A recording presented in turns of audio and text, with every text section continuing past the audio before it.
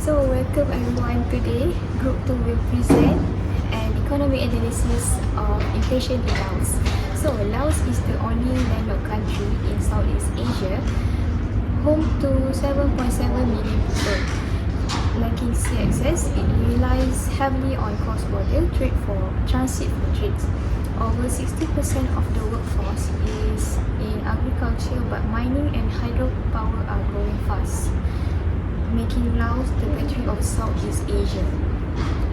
While pre-pandemic growth was strong at 6% to 7%, a post-pandemic mix of high public debt and foreign currency shortage causes the Lao keep to crash, triggering a massive inflation crisis. Okay, let's look at the number and types of inflation affecting the country.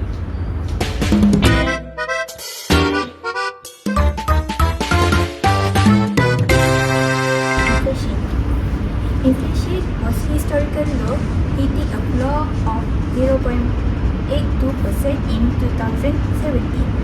Despite a historical peak of 31.23% in 2023, but government action has brought it back down to around 7.7% to 8.0%. Okay, let's look at the number and types of inflation. Inflation have two types. Firstly, import push inflation. High import costs continue to keep price elevated due to currency fluctuation. Second is cost push inflation. Inflation is projected to rise to 9.8% in 2026 before easing to 6.7% in 2027. Driven by global oil shock and local electricity tariff increases. Thank you. Okay, so next is the team has pinpointed three main causes behind this crisis. So let's take a look. Let's go.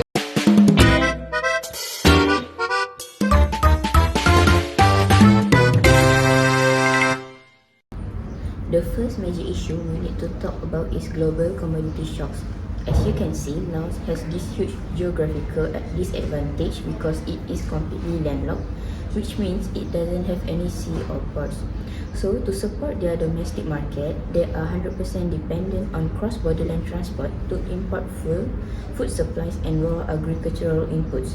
According to empirical data from the World Bank Economic Monitor, when global energy and agricultural price spikes, the impact became severely amplified inside Laos because the local currency, which is Lao Kip, was systematically weak.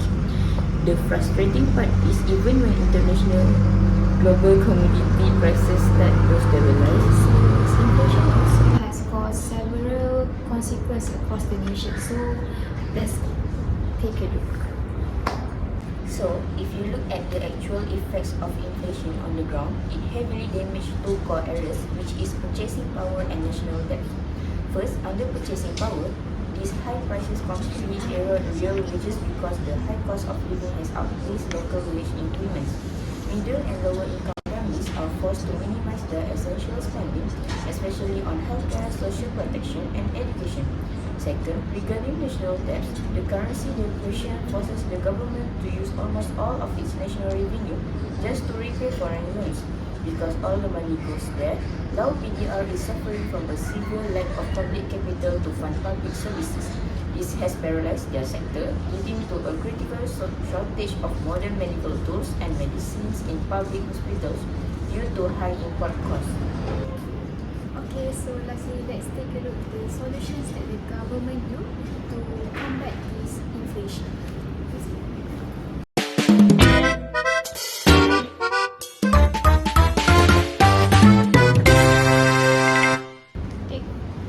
The main government solution, we call it monetary policy.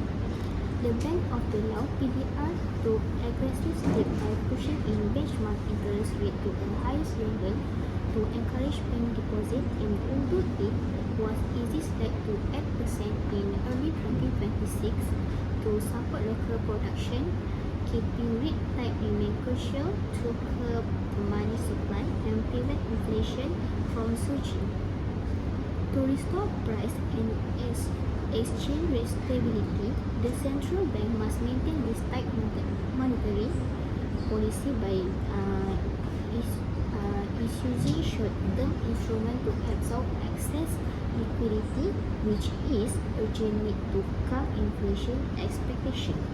Furthermore, the Bank of the Laos PDR must avoid pushing new government shrinkflation bonds to prevent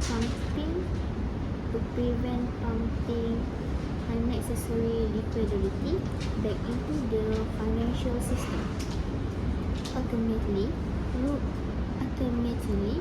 like export repatriation and compensation requirement must be strictly time-bound, periodically reviewed, and effectively communicated to exporters first to ensure long-term market.